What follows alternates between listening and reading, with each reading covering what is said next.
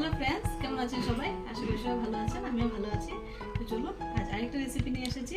তো আশা করি আপনাদের রেসিপিটা ভালো লাগবে।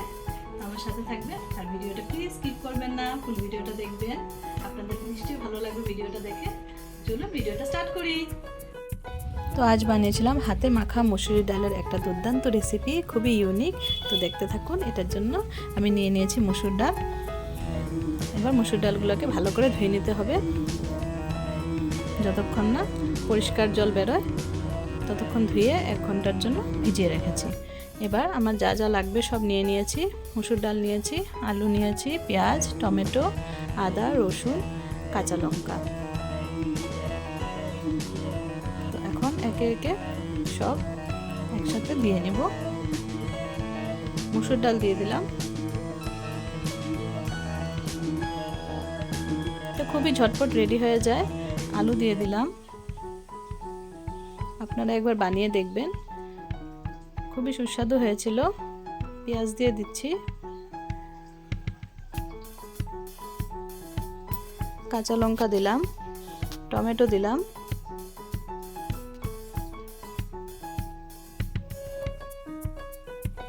এবার কিছু আদা থেতো করে দিয়ে দেব। পেস্ট করে দেওয়ার থেকে এটাতে রেসিপিটাতে থেতো করে দিলে বেশি টেস্টি হয়। তো আদা দিয়ে দিলাম।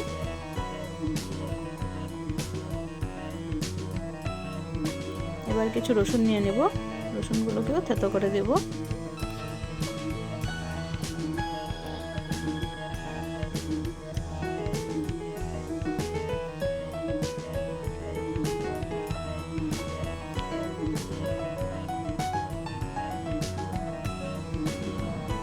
এবার একটু সরষের তেল দিয়ে দিচ্ছি,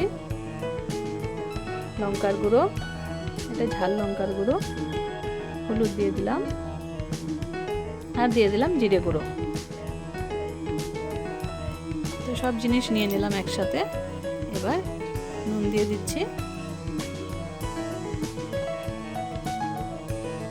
এখন ভালো করে মেখে নেব হাতের সাহায্যে। সুন্দর করে মাখতে হবে। তো আমি ভালো করে মেখে নিচ্ছি। খুবই টেস্টি হয় আর খুবই তাড়াতাড়ি রেডি হয়ে যায়। কিছুক্ষণ ধরে ভালো করে মেখে নিতে হবে। তো আমি মেখে নিলাম। মেখে কিছুক্ষণ রেখে দেব। 15 মিনিটের মতো রেখে দিয়েছিলাম মেখে।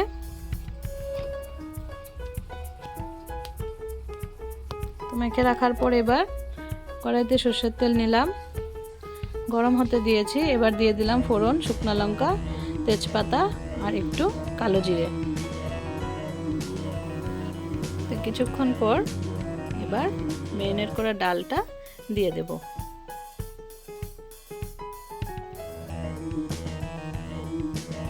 এভাবে মেখে বানালে খুবই সুস্বাদু হয়। আপনারা যদি বানিয়ে দেখেছেন তাহলে আপনারা জানবেন যে কেমন টেস্টি হয় এটা রেসিপিটা। আর যদি আপনারা বানাননি তাহলে একবার অবশ্যই বানিয়ে দেখবেন আর আমাকে জানাতে ভুলবেন না যে কেমন লেগেছে খেয়ে। তো আমি কিছুক্ষণ নাড়াচাড়া করছি।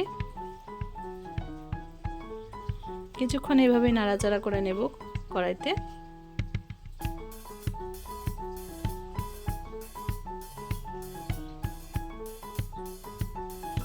তো এখন দিয়ে দেব জল।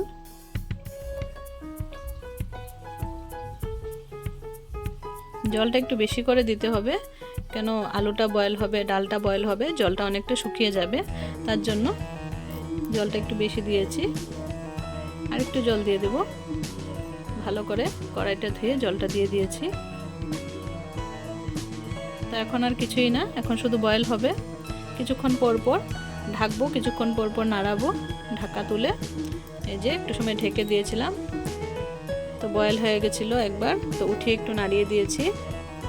তারপর আবার ঢেকে দেব। এরকম করে কিছুক্ষণ লাগবে, আধ ঘন্টার মধ্যে রেডি হয়ে যাবে। 4-5 বার আমি ঢেকে দিয়েছিলাম, ঢেকে ঢেকে তারপর বয়েল করে নিয়েছিলাম। তারপর আবার ঢেকে দিলাম। এরকম করে কয়েকবার ঢেকে ঢেকে বয়েল করেছি। আস্তে আস্তে দেখুন ঘন হয়ে আসছে। তো এইভাবেই ঘন হয়ে যাবে। আপনারা দেখলে বুঝতে পারবেন তখন যে এখন রেডি হয়ে গেছে। একটু নুন দিয়ে দিলাম। আস্তে আস্তে শুকিয়ে যাচ্ছে দেখুন। তো আরেকটু বয়েল হবে, হয়নি এখনো।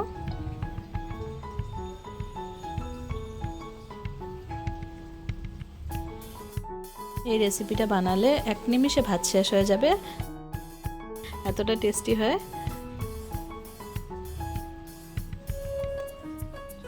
তো কিছু লঙ্কা, কাঁচা লঙ্কা একটু ভেঙে দিলাম, তো ঝাল ঝাল হবে, ভালো লাগবে। তো দেখুন এই যে এইভাবেই কনসিস্টেন্সিটা থাকবে, ঘন ঘন হয়ে যাবে একদম। আলুও বয়েল হয়ে গেছে, ডালও বয়েল হয়ে গেছে, একদম পারফেক্ট হয়েছে এটা। তো এখন এইভাবে রেখে দেব, সিম করে রেখেছি। আর অন্যদিকে 3টে ডিম ভেঙে নিয়েছি, একটু নুন দিয়ে দিলাম, ভালো করে ফেটে নিব। এখন ডিমটার একটা ভুর্জি বানাবো।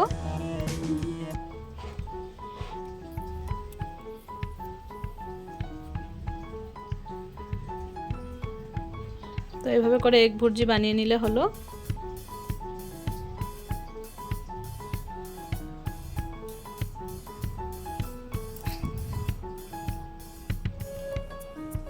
তো আমি এগ ভুর্জিটা বানিয়ে নিচ্ছি আস্তে আস্তে করে। অন্যদিকে ডালটা বসানো আছে।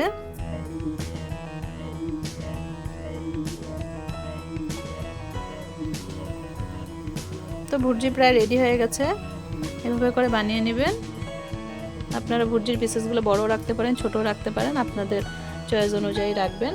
এই দেখুন ডালটা কি সুন্দর ঘন হয়েছে। এখন এটাতে এগ ভুর্জিটা দিয়ে দেব। আপনারা যদি কেউ ডিমটা না দিতে চান, না দিলেও পারবেন, সেটাও খুব ভালো হবে খেতে।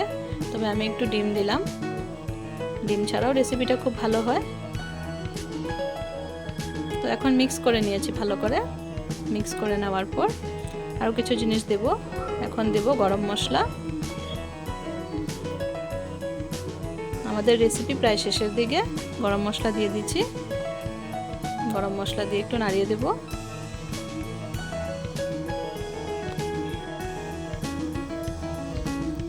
তো একটু ভালো করে মিক্স করে নেব গরম মশলাটা।